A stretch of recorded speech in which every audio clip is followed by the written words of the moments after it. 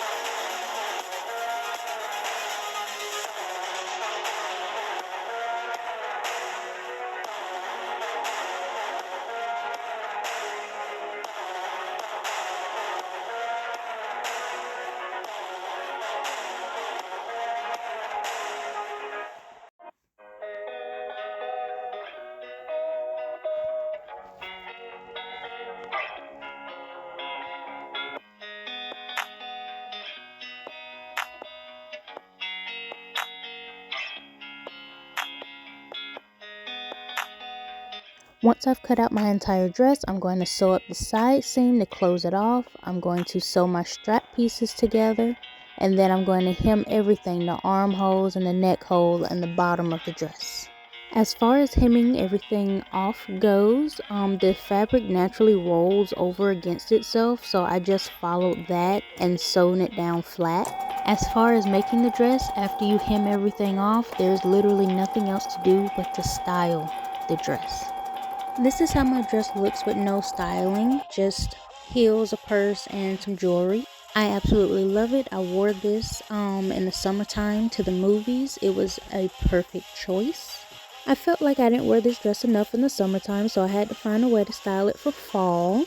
So because there are blue stripes in the dress, I decided to go with a blue zip-up shirt. And since there was enough material left over from the dress, I made a tie. I made a tie to go with it. It looks awesome. I have worn heels for both of those looks, so I decided to find another way to tone it down some a little. And I came up with this. And since there are gray stripes in the dress, I went with a gray undershirt, a gray headband. I wore my white and silver shoes and a silver bag. It is so perfect. I wore this to the mall. Everything was great. I want you guys to tell me which one was your favorite in the comments below. Bye. Ladies and gentlemen, there's something about this girl, man, from around